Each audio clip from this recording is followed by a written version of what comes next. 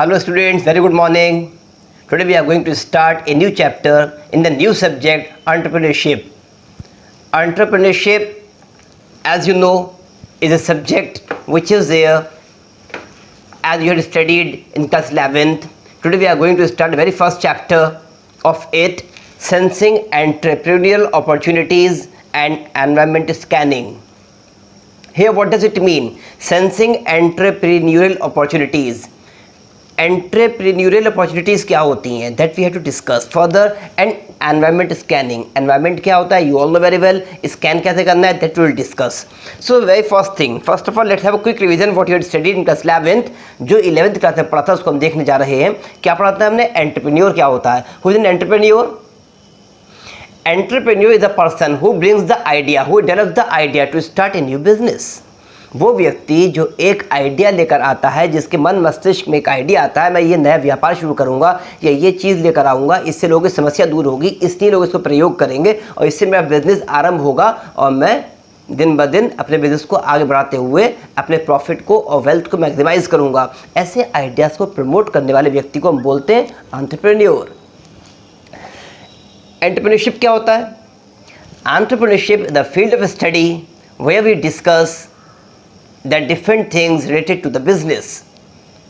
Entrepreneurship वो field of study है जहाँ पर हम कोई बहुत बड़ी चीज़, कोई रॉकेट साइंस नहीं पढ़ रहे हैं. सिंपली वो चीज़ें पढ़ रहे हैं कि कैसे हम एंटरप्रेन्योर बनेंगे, कैसे हमें एंटरप्रेन्योर बनना है, कैसे नया बिजनेस स्टार्ट करना है, बिजनेस की प्लानिंग क्या होगी, अपॉर्चुनिटी कैसे सीख करते हैं, अपॉर्चुनिटी को ड्रीम्स में और फिर रियलिटी में कैसे कन्वर्ट करते हैं, बिजनेस प्लान क्या होता है, फंड कहाँ से रेज करना है, बिजनेस को कैसे मैनेज करना है, कैसे कंट्रोल करना है, कॉस्ट कैसे कंट्रोल करनी है, बजट कैसे बनाने हैं, इनकम स्टेटमेंट कैसे बनेगी, किन किन लोगों से टच में आना है, कहाँ से सीखना है, किस तरीके से चीज़ों को लेकर चलना है, इनोवेशन, क्रिएटिविटी को अपनी जो हमारे अंदर एग्जिस्टिंग है क्वालिटीज़, उनको कैसे यूटिलाइज करना है, ये सारे स्किल्स को यूज़ करते हुए बिजनेस को इस्टेब्लिश करना है. तो ये फील्ड ऑफ स्टडी ये कहलाती है एंटरप्रेन्योरशिप. दूसरे प्रोनाउंसिएशन में इसको लोग बोलते हैं एंटरप्रेन्योरशिप. एंटरप्राइज. अब एंटरप्राइज क्या है? You all know very well. Enterprise जो है बिजनेस होता है हमारा. कोई भी बिजनेस, कोई भी एंटरप्राइज, कंपनी सेम होती. सिंपली जो है ये यू कैन से सिनोनिम्स होते हैं. एंटरप्राइज, बिजनेस, एंटिटी और आपके इंडस्ट्री भी कह लेते हैं, फर्म कहते हैं. ये बहुत सारे सिनोनिम्स होते हैं, थोड़ा स्लाइट डिफरेंस होते हैं, nothing else more than that. Enterprise basically होता क्या है? Enterprise is the outcome. एक रिजल्ट होता है, आउटकम होता है उस चीज़ का जो आपने मेहनत की, जो आपने आइडिया जनरेट किया, जो आपने मेहनत की बिजनेस डेवलप करने के लिए, जो आपने सूझबूझ से अपना कार्य किया, अपने ख्वाबों को ताबीर दी और एक बिज़नेस शुरू किया, वो तो उसका जो रिजल्ट सामने आया, जो बिज़नेस बनकर तैयार हुआ, उसको हम बोलते हैं enterprise. Business opportunity. Business opportunity क्या होती है? बिजनेस अपॉर्चुनिटी वो आइडियाज़ हैं, वो चीज़ें हैं जो बिजनेस को स्टार्ट करने के लिए सहायक सिद्ध होती हैं. मीन्स के आपने अपने आसपास के वातावरण को देखा, समाज को देखा, सोसाइटी को आप देख रहे हैं, आप देख रहे हैं समाज में किस चीज़ की ज़रूरत है, बिज़नेस कैसे इस्टेब्लिश होता है. सबसे पहली चीज़ होती है ये देखना कि कहाँ पर क्या चीज़ नहीं है. जो चीज़ नहीं है, अगर आप उस चीज़ का व्यापार करेंगे तो आप दिन ब दिन तरक्की करेंगे, आपका बिज़नेस आगे बढ़ता चला जाएगा. लेकिन अगर कोई चीज़ ऐसी है जिसके मार्केट में 10 ऑलरेडी सेलर हैं और 11वें आप एंटर होते हैं, definitely the customers are limited. अब वहीं पर आप बिजनेस कर रहे हैं तो क्या होगा? Cut throat competition will be there. या तो आप आउट हो जाएंगे कुछ दिन ठहरने के बाद, 2 महीने, 4 महीने, 6 महीने, जब तक आपके पास बैंक बैलेंस है, बैकअप है, इस्टेब्लिश रहेंगे आप, उसके बाद आप मार्केट से आउटवर्ड थ्रोन आउट हो जाएंगे. क्यों? क्योंकि जो पहले से 10 लोग बिजनेस कर रहे हैं वो लोग ऑलरेडी एग्जिस्टिंग हैं, इस्टेब्लिश किए हुए हैं, सर्वाइव कर रहे हैं. आज की डेट में क्या हुआ? लॉकडाउन में, लॉकडाउन की स्थिति में बहुत सारे बिजनेसेस बंद हो गए, हंड्रेड्स ऑफ कंपनीज बंद हो गई, थाउजेंड्स ऑफ स्मॉल बिजनेसेस बंद हो गए, lakhs of people have lost their job. लाखों लोग जॉब से हट गए हैं. क्यों? The only thing is that जिसके पास बैकअप था उसने बिजनेस को कंटिन्यू किया, जिसका बैकअप नहीं था, पोजीशन ऐसी नहीं थी कि वो कंटिन्यू कर सके, वो सब बैकअप कर गए, बैकफुट पे चले गए, बिजनेस को उन्होंने क्लोज डाउन कर दिया। क्योंकि अपनी पॉकेट से सैलरी कौन देगा और कब तक देगा। लॉकडाउन का पीरियड कितना हो गया? Today is August, 12th of August of 2020। Lockdown कब हुआ था? 25th of March 2020। How many months? मार्च को छोड़ देते हैं, 25 मार्च से लॉकडाउन हुआ था। अप्रैल, मई, जून, जुलाई, 4 महीने ये हुए। अगस्त अभी चल रहा है। जुलाई से जो है वो लॉकडाउन की स्थिति रही थी। जुलाई में अनलॉक स्टार्ट हुआ था, लेकिन बिजनेसेस, बहुत सारे बिजनेस पे पाबंदी रही। जैसे फॉर एग्जांपल स्कूल्स हैं, कोचिंग सेंटर हैं, जिम्स हैं, बहुत सारे बिजनेसेस पे पाबंदी रही। जो बिजनेस को रीस्टैब्लिश या रन नहीं कर पाए, उन्हें परमिशन नहीं मिली। इवन कोचिंग सेंटर्स को, स्कूल्स को अभी भी खोलने की परमिशन नहीं है। Virtual classes going on. तो जो जिन लोगों को परमिशन नहीं मिली थी, ब्यूटी पार्लर्स हैं, जिम्स हैं, परमिशन नहीं मिली थी, इस महीने मिली है 1 अगस्त से। उन लोगों का क्या होगा?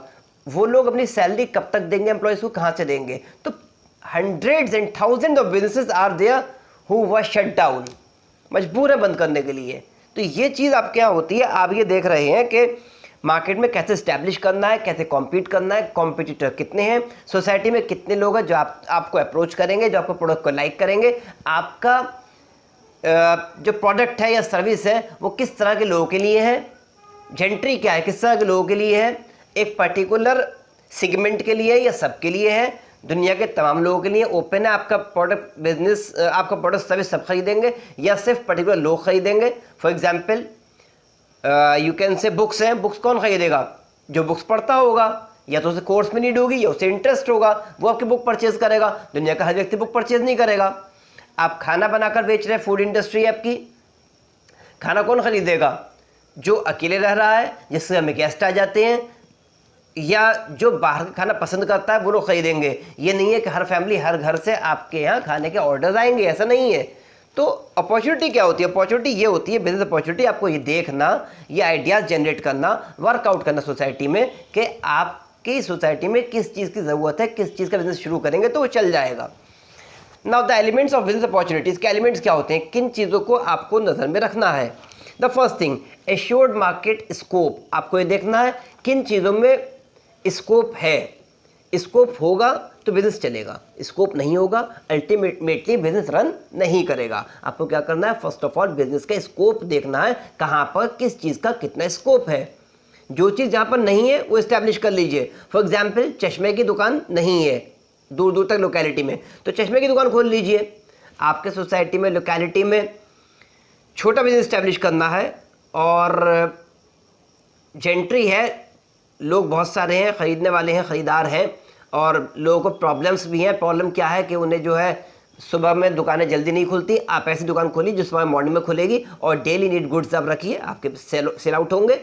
आप डिपार्टमेंटल स्टोर पे जाइए, new concept departmental store. New वैसे नहीं है, बहुत पुराना हो चुका, इंडिया में बहुत पुराना हो गया, नो डाउट, लेकिन बहुत सारी सोसाइटीज़ में अब भी न्यू कॉन्सेप्ट है, क्योंकि बहुत सारी सोसाइटीज़ ऐसी हैं, स्लम एरियाज़ ऐसे हैं, बहुत सारे मीडियम क्लासेस के लोग जहाँ रहते हैं वो एरियाज ऐसे हैं जो इससे अनटच्ड हैं, जो मॉल विजिट नहीं करते, डिपार्टमेंटल स्टोर विजिट नहीं करते। आजकल लोगों की चॉइस क्या है? लोग जाते हैं और वो चाहते हैं उन्हें बहुत सारी चीज़ रखी मिले, विंडो ड्रेसिंग हो, बहुत चीज़ रखी हैं, सजी हुई हैं, दिख रही हैं, विंडो ड्रेसिंग पे लोग जाते हैं, पसंद करते हैं। कांच का दरवाज़ा लगा है, दरबान खड़ा हुआ है, AC लगे हुए हैं, लोग इन चीज़ों को पसंद करते हैं। ख़रीदना हो या ना ख़रीदना हो, ख़रीदना उन्हें 10 रुपीज़ का बिस्किट का पैकेट पसंद करेंगे, वो 50 लाख रुपीज़ का इन्वेस्टमेंट हुई हुई shop, departmental store 1 crore rupees का इन्वेस्टमेंट पसंद करते हैं 10 रुपये का बिस्किट पैकेट खरीदने के लिए। तो आपको वही चीज़ शो करनी, प्रेजेंट करनी है। स्कोप देखिए, जो आप बिजनेस शुरू कर रहे हैं उसका स्कोप कितना है। बुक्स की शॉप आप खोल रहे हैं, जीरोक्स, कंप्यूटर जॉब वर्क खोल रहे हैं, तो वहाँ पर हो जहाँ पर आसपास स्कूल हो, कोचिंग सेंटर्स हो। जहाँ पे स्कूल नहीं होंगे वहाँ बुक्स कौन परचेज करेगा आपकी? ये देखना है हमें। An attractive and acceptable rate of return on investment, ROI is very important. Business क्यों शुरू कर रहे हैं? It's an economic activity. क्या होता है वहाँ पे? हमने पैसा लगाया, कॉल्ड कैपिटल, हमें चाहिए था उस पर return, called return on investment, ROI। That is very very important. अब आपको यहाँ ये देखना है कि कोई भी बिजनेस शुरू किया, उसे पैसे इन्वेस्ट किया, तो उससे आपको कायदे का रिटर्न मिल रहा है या नहीं मिल रहा है। 20% रिटर्न तो आना चाहिए। इनिशियल स्टेज है, नो प्रॉफिट नो लॉस हो जाए, कम से कम लॉस में ना जाएं। फिक्स्ड कॉस्ट तो एटलीस्ट कवर होनी चाहिए। फिक्स्ड कॉस्ट कवर हो गई, अब आप कोशिश करेंगे वेरिएबल या सेमी वेरिएबल कॉस्ट कवर हो। ये कॉस्ट कवर हो गई, अब आप प्रॉफिटेबिलिटी तरफ आ जाइए। बिजनेस शुरू होने के 2 महीने 3 महीने 6 महीने के अंदर कभी तो आप एक्सपेक्ट करिए प्रॉफिट होगा आपको। जब आप बिजनेस प्लान बनाते हैं तो आप चीज़ें लिख कर रखते हैं कि आपको रिटर्न ऑन इन्वेस्टमेंट कब होगा, क्या उम्मीद है, कब पैसा कमाने लगेंगे। तो आप ये पहले से सोच कर चलिए, माइंड अप्लाई करिए। जितने महीने में आप सोच के चल रहे हैं कि 6 महीने तक प्रॉफिट नहीं होगा, 6 महीने तक सिर्फ कॉस्ट कवर करूंगा, तो 6 महीने के बाद से प्रॉफिट स्टार्ट होगा, वो भी एक मेगर अमाउंट जो धीरे धीरे बढ़ता रहेगा। तो 6 महीने का बैकअप तो होना चाहिए आपके पास। You must have the bank balance और the cash in your pocket. आपका इतना बैंक बैलेंस होना चाहिए कि आप 6 मंथ सर्वाइव कर सकें। अगर आप इतना बैंक बैलेंस लेकर नहीं चलेंगे तो आप सर्वाइव कैसे करेंगे? The business will shut down. Third thing, practicability of the idea. Business का जो आपका आइडिया है, प्रैक्टिकेबिलिटी कितनी है उसकी? आप उसे प्रैक्टिस करेंगे, आप उसे वर्कआउट करेंगे, बिजनेस शुरू करेंगे, पैसा इन्वेस्ट कर रहे हैं, लैक्स ऑफ रुपीज़ इन्वेस्ट कर दिया आपने, आइडिया आपने डेवलप किया, मेहनत कर रहे हैं, पब्लिसिटी कर रहे हैं, मार्केटिंग कर रहे हैं, this and that everything you are doing. अब ये भी तो देखिए बिजनेस चलेगा या नहीं चलेगा, प्रैक्टिसेबल है या नहीं है, बिजनेस रन करेगा या नहीं करेगा, इस पर तो फोकस करिए। आपने इस्टेब्लिश किया, बहुत अच्छी बात है, पर जिस सोसाइटी के लिए इस्टेब्लिश किया उस सोसाइटी में वर्कआउट करने वाला है, that is very important thing. आपने इस्टेब्लिश किया, आप फ्रेंचाइज ले आए, for example Javed Habib salon. Javed Habib salon आपने शुरू कर दिया और स्लम एरिया में शुरू कर दिया, कस्टमर मिल जाएंगे आपको। आपने खोला पिज़्ज़ा हट और खोल लिया गांव में जाकर, कस्टमर मिलेंगे आपको। They don't know the taste. जो कोई इंसान टेस्ट नहीं जानता उसको आप प्रोडक्ट या सर्विस क्यों प्रोवाइड कर रहे हैं? क्या वो आपसे जुड़ेगा? नहीं जुड़ेगा डेफिनेटली, क्योंकि उसे मालूम ही नहीं है ये चीज़ क्या होती है, कैसी होती है, इससे क्या फ़ायदा है। एक इंसान जो सड़क पर पेड़ के नीचे बैठकर चेयर डालकर उस पर बाल कटवाता है और 20 रुपीज़ 30 रुपीज़ पे करता है, और अगर गंजा होना है तो अपने ही रेजर से खुद अपना सर के बाल हटा देता है, रिमूव कर देता है, तो वो आपके जावेद हबीब के सैलून में 100 रुपीज़ पे करेगा? Will it work for you? No, never. इसलिए ध्यान करिए, पहले इस चीज़ पर सोचिए, प्रैक्टिकेबिलिटी, आपका बिजनेस रन करने वाला है, सोसाइटी के लायक है या नहीं है। हर जगह हर चीज़ सक्सेसफुल नहीं होती, it depends. Next is competency and ability of the entrepreneur to encash it. आपने बिजनेस स्टैब्लिश कर दिया, आपने पैसा इन्वेस्ट किया, आपके अंदर कैपेबिलिटी है, लीडरशिप क्वालिटी है, कन्विंसिंग पावर है, आपके पास कम्युनिकेशन एबिलिटीज़ है, सब कुछ है, आप बिजनेस रन कर रहे हैं, लेकिन आप जो है कस्टमर्स को सेटिस्फाई नहीं कर पा रहे। आप समहाउ और द अदर कस्टमर्स को इतना कन्विंस नहीं कर रहे कि वो बार बार लौट कर आपके पास आए, तो क्या बिजनेस आपका स्टेबल हो पाएगा? It will take a long time. आपके अंदर कन्विंसिंग पावर होनी चाहिए, आप कन्विंस कर सके कस्टमर आपका माइंड में सोचकर आपके पास बार बार टर्न अप हो, बार बार आपकी शॉप पर आए, चाहे उससे रास्ते में 4 दुकानें और मिल जाए, पर वो 4 दुकानों को छोड़कर आपकी शॉप पर, आपके शोरूम पर आए। ये आपका कन्विंसिंग पावर होनी चाहिए। कैसे होगी? पर्सनल रिलेशन से, आपके पर्सनल रिलेशन होने चाहिए। हेलो हाय ये आपकी होनी चाहिए हर एक से, हाउ आर यू, हर एक को प्रमोशनल ऑफर देना, अच्छे से पूछना, लोगों को आप सेटिस्फाई करना, कस्टमर सेटिस्फेक्शन वेरी इंपॉर्टेंट। कोई अगर कंप्लेंट लेके आ रहा है तो होल हार्टेडली एक्सेप्ट करना। आप अगर र्यूड बिहेवियर करेंगे तो कोई लौट कर नहीं आने वाला। Next, potential of future growth. Future growth prospective होना चाहिए। जब बिजनेस स्टैब्लिश कर रहे हैं तो उसके फ्यूचर प्रोस्पेक्ट पे ज़रूर नजर रखनी चाहिए। फ्यूचर में कितना ये सक्सेस रहने वाला है, फ्यूचर ग्रोथ कितनी है, ग्रोथ प्रोस्पेक्ट्स कितने हैं, इन फ्यूचर ये बिजनेस, इसकी डिमांड रहेगी या नहीं रहेगी, ये बढ़ेगा, ये स्टैग्नेंट पोजीशन पर रहेगा या घटेगा। एक ग्राफ पे भी नज़र रखिए, इसका फ्यूचर में क्या होने वाला है, किस तरह के बिजनेस को स्टैब्लिश करना है। वो बिजनेस स्टैब्लिश करिए जिसकी फ्यूचर में डे बाई डे डिमांड बढ़ेगी, उस पर मत जाइए इसकी डिमांड घट रही है। डिमांड अगर आप देख रहे हैं कि 2 साल बाद अभी घट रही है तो 2 साल बाद और ज़्यादा घट जाएगी, 5 साल बाद उसकी डिमांड रहेगी ही नहीं। आज की डेट में अगर आप सिनेमा हॉल खोलें तो क्या वर्क करेगा? सिनेमा हॉल आपका सक्सेसफुल रहेगा? आप उसमें 1 करोड़ रुपीज़ इन्वेस्ट कर देते हैं तो क्या सिनेमा हॉल रन कर जाएगा आपका? Think about it. आइडिया बहुत अच्छा है, सब कुछ है, पैसे इन्वेस्ट कर रहे हैं, मार्केटिंग एबिलिटी है, सब कुछ आप कर लेंगे, पर क्या सिनेमा हॉल में लोग आएंगे? थिएटर आपका फुल चलेगा? I don't think so.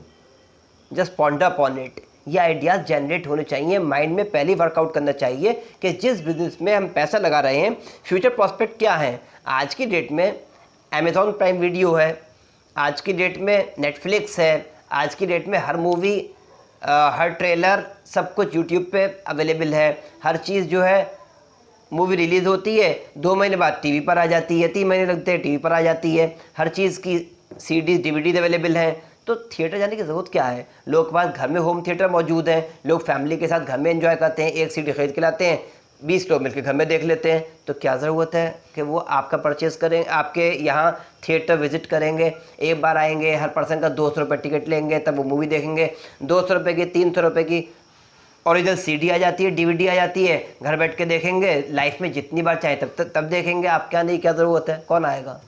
Think about it. तो वो आइडियाज़ लेकर आइए जिनकी फ्यूचर में ग्रोथ हो रही है। आपने देखा mister Shekhar Sharma brought an idea. Mister Shekhar Sharma who belongs to Aligarh, he brought an idea of Paytm wallet. Paytm wallet का आइडिया लेकर आए थे, कितना सक्सेस हुआ कि आज हज़ारों वॉलेट आ गए। अमेज़ॉन का अपना अलग वॉलेट है, एयरटेल का अपना वॉलेट है, भीम यूपीआई अवेलेबल है, हर कोई अपना वॉलेट लेकर आ रहा है मार्केट में, क्योंकि लोगों ने देखा ये कैशलेस अपॉर्चुनिटी है। डिजिटल इंडिया है तो डिजिटल होना भी तो चाहिए। आजकल लोग इस पे ज़्यादा फोकस कर रहे हैं कि हम कैसे चीज़ों से, मेहनत से बचें, इजीली काम हो जाए, कैश काउंट ना करना पड़े कि कॉइन्स ढूंढ रहे हैं कि साहब चेंज देख रहे हैं चेंज है या नहीं है, कि नोट फटा हुआ है। 10 चीज़ें होती हैं, टेंशन होती हैं। करेंसी नोट को पकड़ना, टच करना, हज़ार लोग टच करते हैं, हज़ार तरह की चीज़ें होती हैं। तो इससे बेहतर ये गो फॉर कैशलेस। हमारे आदरणीय प्रधानमंत्री महोदय ने ये कॉन्सेप्ट कई साल पहले दे दिया था कि कैशलेस इंडिया, डिजिटल इंडिया होना चाहिए, और वो हमारे विजय शेखर शर्मा जी ने उस चीज़ को अमली जामा पहनाया। उसको अमली जामा पहनाने के बाद मंजर आम पर लेकर आए, समाज के सामने लेकर आए। आज की डेट में हर कोई जानता है पेटीएम कैसे यूज़ होगा। इवन अगर आप ब्रेड लेने जाते हैं तो वहाँ भी लिखा होता है पेटीएम अवेलेबल। आप मार्केट में लस्सी पीने जाते हैं, वहाँ भी लिखा होता है पेटीएम अवेलेबल। आप कहीं भी जाते हैं, ईच एंड एवरीवेयर आप ज़रूर पाएंगे पेटीएम या फ़ोन पे अवेलेबल है। हर चीज़ हर जगह अवेलेबल है आज की डेट में, क्योंकि लोगों को इससे फ़ायदा हो रहा है, इसलिए ये बिज़नेस सक्सेस हो रहे हैं। Now the next topics we will discuss in our next videos. Hope you understood the concept of enterprise, entrepreneur and entrepreneurship, as well as the business opportunity and the elements of business opportunity. So again I request you to like, subscribe, comment and share my channel. Subscribe करिए as much as you can, और अपने cousins, friends, colleagues, classmates सबको ये videos, ये channel link share करिए, और उनसे भी आग्रह करिए वो भी सब्सक्राइब करें। Thank you and have a nice day.